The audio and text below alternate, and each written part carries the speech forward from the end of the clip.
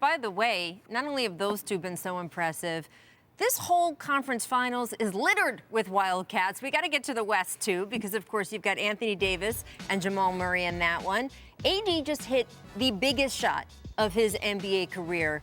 He said he wants these type of moments. He's been waiting to be in these high-stake moments. Do you think that's just the tip of the iceberg for him? All right, so I said that Bam was impactful. When Anthony Davis is double-digit rebounds, he may block shots, but he's going to change another 7 or 8 just being out there. When he runs to the rim, if you don't go guard that, he's dunking, which leaves perimeter people open. His ability to play like a guard and pass and still get 30, but he's got to rebound to block. He is the most impactful guy in the game. And, you know, I think that shot shows that he could do it. But, guys, he scored the last 10 points. And the biggest shot, other than that 3, was that little runner. And if you think that's an easy shot, go shoot that from 7 feet. It's a hard shot. And he had the courage to say, I'm not afraid to miss it.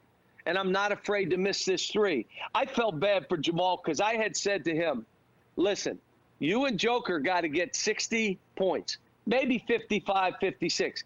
But you got, if you think you're getting 35 points, you're not winning.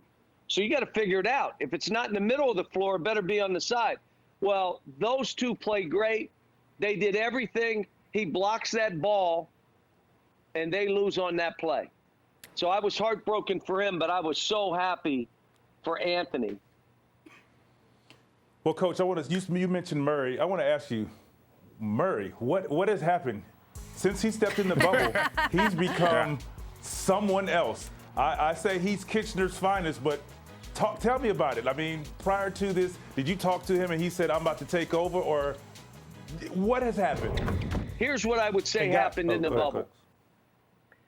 Here's what I think. There's now a pecking order in Denver that everybody in the world knows what it is. It's those two, and then who's that next guy that can go get a big night. But it's those two.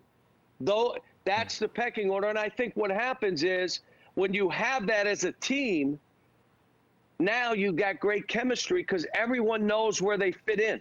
There's no like, I'm the guy, or no, I'm the guy. You're not the guy. You're only 23. So he looks 43. Like, the dude's making shots and threes and shaking his shoulders. But, you know, I mean, here's the crazy thing. They had to win that game, too. I mean, that wasn't one like, woo, they had to win the game. Yeah. Absolutely. I do want to switch gears here a little bit, John. The state you sit in right now, Kentucky, in the national spotlight in the aftermath of Breonna Taylor's killing by the hands of Louisville police. Look, yesterday's single indictment left a lot of us dismayed, disheartened. What has been the reaction from your players, and what are you telling them in response? I had them in my office, and we watched the press conference because I wanted them to hear what was said. My thing to all my kids all the time, you have to be educated. You have to have knowledge in what this stuff is. And then after it was over, I said, tell me how you feel. And most of them were like, I can't believe it. I mean, you know, this, that. And I said, okay, there's one thing, and I've been telling them this. If you want to change things in this country, you must change laws. You're not going to change some hearts and minds. You may change some.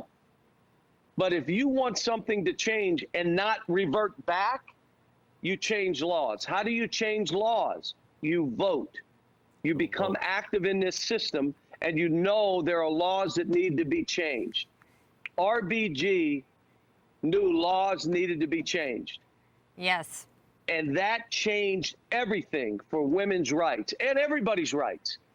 But she knew it wasn't by being angry and doing it. No, it is, we got to change laws. Now, the beginning of it is anger, anxiousness, anxiety, just questioning our country. Why are we so divided?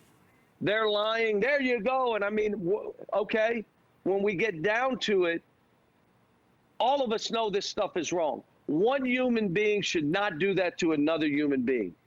So we Thank know you. it's wrong. Well, how do you get this right? You change laws. Absolutely. Yeah. Absolutely. I really appreciate you saying that, Coach. And I do know you need to get to practice. But we do want to ask you I got a about good the college team. basketball. I got a know, good team. I know. We We're got going to to see play them this all in year. the NBA. I don't care. I said we'll play on outside on I-95. I got a good team. Let's go.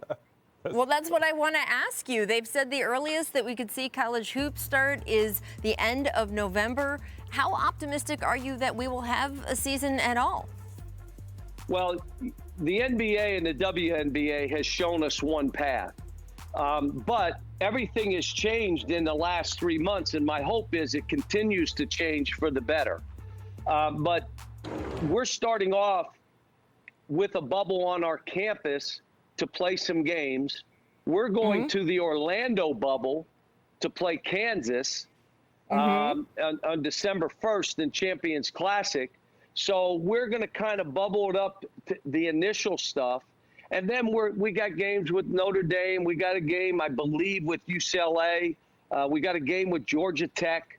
And those are all schools that you're going to be tested. You're going to have all the stuff that you need. And but we won't start our league until late December or January. By that time, I hope there's stuff out there that gives us even a better path than we see now. But there's going to be a season. There's going to be the NCAA tournament. And you know why? Because I have a really good team. That's why. Smart, Coach. Well, Smart. Coach, if history holds, we'll be you'll see seeing a those big Tar chunk of Heels that down the team line. here in the NBA. Yeah, Vince got to get the trash talk in Yeah. just a little Bear bit. down. Thanks for watching ESPN on YouTube. For live streaming sports and premium content, subscribe to ESPN+.